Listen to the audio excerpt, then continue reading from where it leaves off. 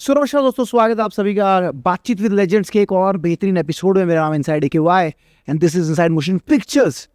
और आज के इस एपिसोड में हम जिससे मिलने वाले हैं, he is not a regular person, he is not an artist, he is a scientist.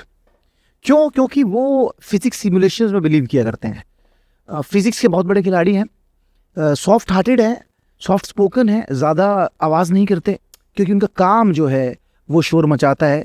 और सिद्धू मूसेवाला के बहुत बड़े फैन हैं हम सब की तरह।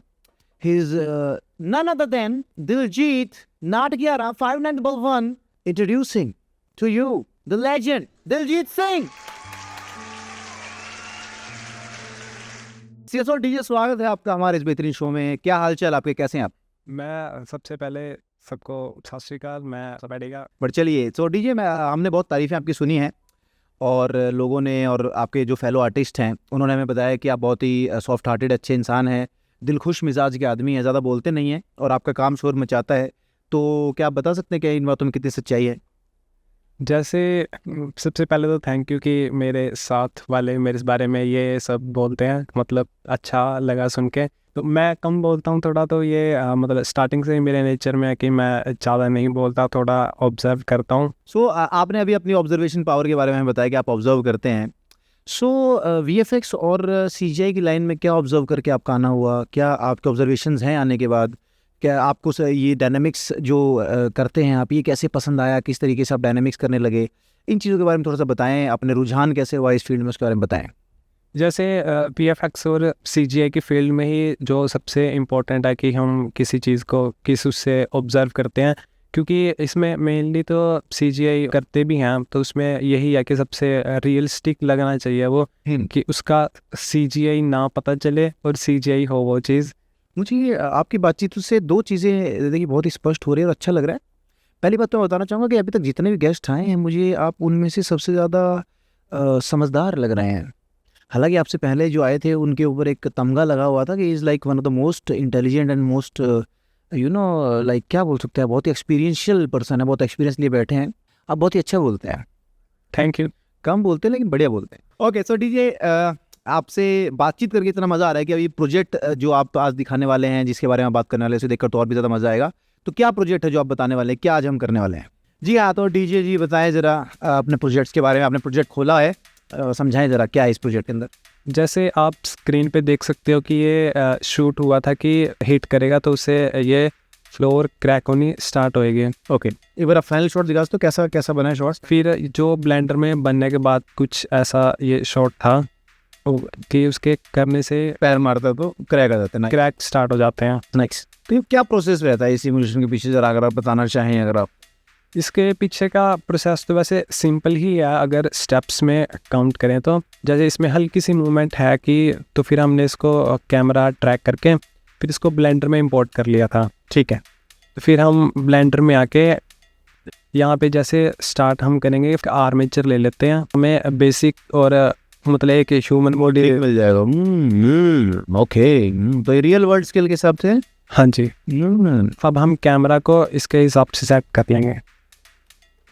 जैसे अब हम कैमरा को यहाँ से इसके व्यू में आके एडजस्ट कर लेंगे according to the person. Okay, आप पैरों के हिसाब से हम उसको बिल्कुल परफेक्शन आ जाएगी। क्या बात है, तो ये हमारा शूज़ आ गया, बिल्कुल ठीक है, नाइस। और अब इस ह्यूमन के अकॉर्डिंग आप बोल रहे हो कि हम जो हमारा फ्लोर है उसे बनाएंगे। तो इसमें ये जैसे हम ये मैनुअली कर रहे हैं, अगर हमारे पास अगर हम प्रीफैक्ट से लेके आते हैं ब्लेंडर में तो उसमें एक वो होता है कि फाइल आती है जेसन की, उसके अंदर प्लेन होता है। तो हम कैमरा के साथ कैमरा को पेरेंट करके तो उसमें हम यहाँ पे ऑटोमेटिक रख लेते, तो हमें ये मैनुअली आके सेट करने की ज़रूरत नहीं पड़ती। तो हम यहाँ पे एक बॉक्स क्रिएट कर लेते हैं, क्यूब। ओके, जो कि ज़मीन प्रेजेंट करेगा। हाँ जी, मोटाई के हिसाब से इसके डेंसिटी कितनी है फ्लोर के, उस हिसाब से सेट करके। ठीक है, तो फिर हम इसको एक्स में और वाई में कर लेते हैं। स्केल कर रहे हो आप उसको? हाँ जी। हम यहाँ पे इसको रफली वैसे मैच कर लेते हैं कि हमें कितनी रिक्वायरमेंट है उसके हिसाब से। नाइस। तो अब हम सिर्फ इसके ऊपर वर्क करते हैं, तो इसको हाइड कर देते हैं। सो वो अभी हमने डायमेंशन को एक अंदाज़न डायमेंशन बनाने के लिए कैमरा आपने हाइड कर दिया है और जो नाइस। तो इसको हम इसका ऑल ट्रांसफॉर्म अप्लाई कर लेते हैं। और जो सीख रहे हैं उनको मतलब पता होनी चाहिए ये चीज़ें, तो ये बहुत ज़रूरी है।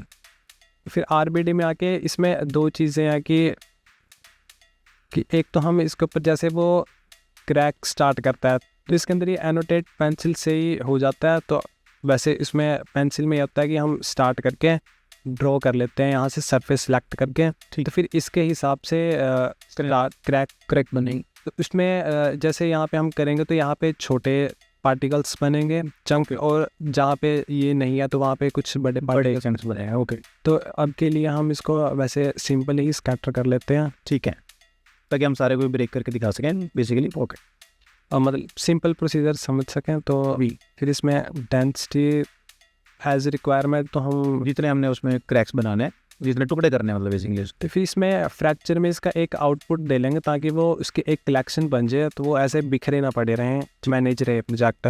तो इसका हम नाम रख लेते हैं फ्रैक्चर।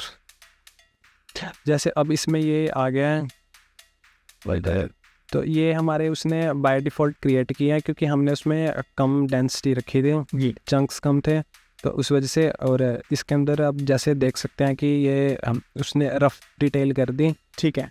वैसे ऐसे क्रैक होता नहीं है कुछ, कि ये डायरेक्ट ही प्लेन उसमें है इसके एजेस। तो इसके लिए हम इसमें डिटेल में एक एक्स्ट्रा ये है एक्स्ट्रा डिटेल है।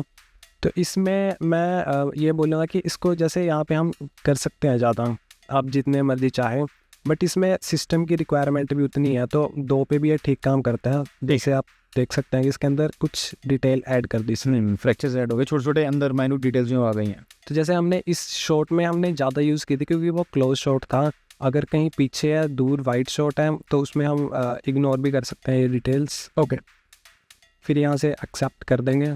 तो जैसे आप देखेंगे कि ये अभी है, तो ये काम ऐसे करता है कि ये लो डिटेल पे काम करता है, और हम इसकी एक कलेक्शन बना देता है कि जैसे हम कोई कुछ भी करेंगे इसमें सिमुलेशन वगैरह कुछ भी, तो हम लो को ऑफ करके और उस पर कर लेंगे हाई पे रेंडर, ताकि फिजिक्स करते हुए सिमुलेशन करते हुए हमें सिस्टम पे ज़्यादा लोड ना आए।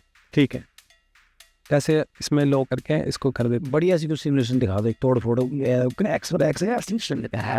जैसे उसके हिसाब से इसमें फ्लोर का ही कर देते हैं, चिचड़े से बना दो खतरनाक से कुछ, जैसे कुछ खेल गए मतलब।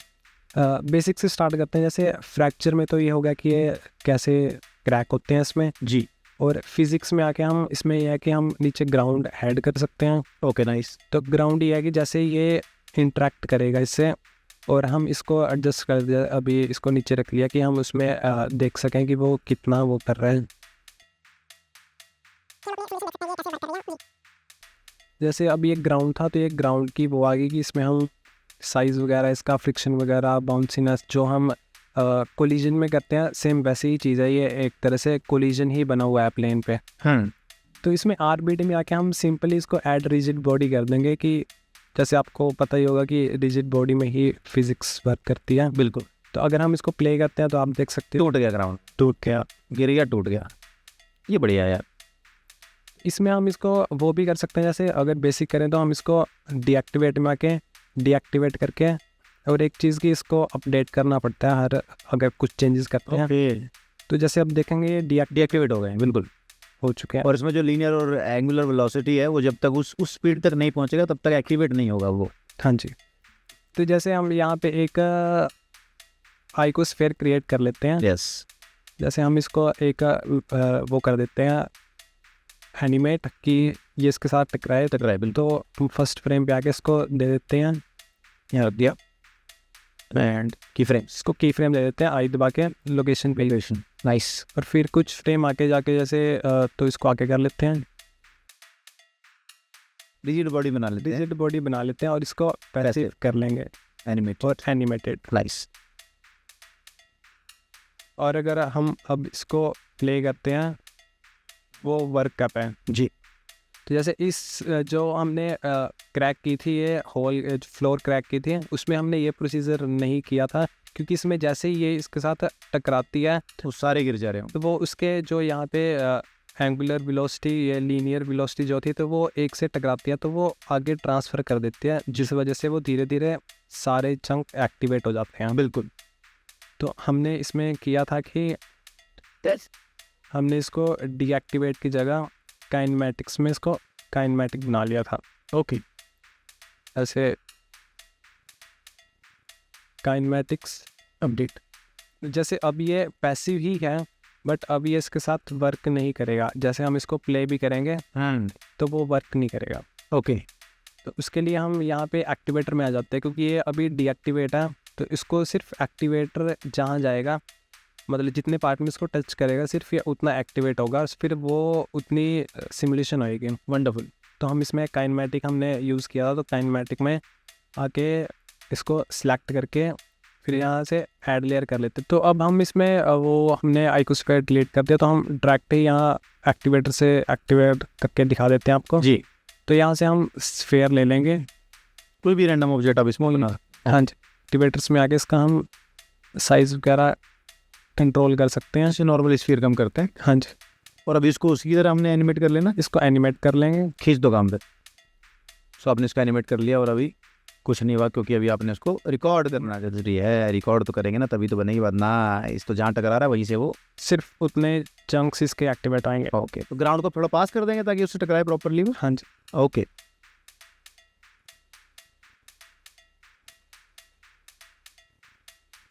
ओके, और उसी तरह ऊपर को उड़ेंगे उसके लिए।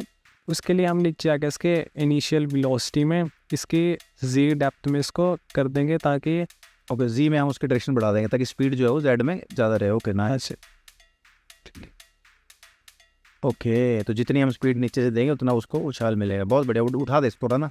इसमें मल्टीप्लायर होता है जिससे हम इसको ज़्यादा कर सकते हैं। सो 2 मीन्स लाइक 1 × 2 = 2। हाँ जी। नाइस, तो इसको फिर रिकॉर्ड करते हैं। कुछ होने वाला अभी। बेहतरीन, मज़ेदार।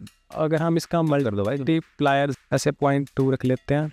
मेरे ख्याल में अपने को रोटेशन भी करनी चाहिए थोड़ी सी यार, नीचे ना रोटेशन XYZ, इसको भी बढ़ा दो थोड़ा थोड़ा, एंगल्स दे दो ताकि वो रैंडमली इधर उधर जो है थोड़ा रोटेट कर दे उसको। Please please please, my request bro, yes please. थोड़ा एक दो इनको भी थोड़ा, तो नीचे वाला भी थोड़ा सा।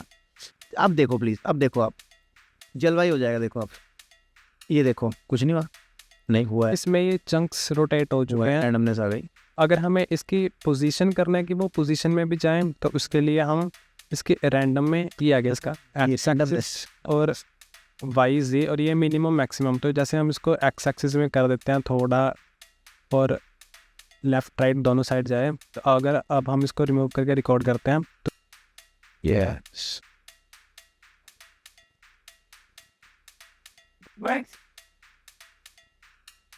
पर अच्छे से उड़ा दिए यार, कसम से। तो इससे तो आप कुछ भी कर सकते हो फिर। इससे, हाँ जी। तो क्या कभी कभी आपको लगता है कि आप ही भगवान है फिर? बट ऐसा इन रियलिटी तो नहीं है, बट हाँ आप CGI जैसे कैसा। संभालना मतलब बहुत जरूरी है। इतनी ताकत आने के बाद with great powers come great responsibilities, आप ये कहना चाहते हो? हाँ जी। नाइस, बहुत बढ़िया, मजा आ गया। डीजे आपने समझाया, और इसके बाद ये सब जो है चीजें आपने जो बनाई, इसमें लाइट और ऐड करके थोड़ा दिखा दीजिए, रेंडर व्यू कैसा दिखेगा, और वो चंक्स भी रिप्लेस करके एक बार देंगे ये।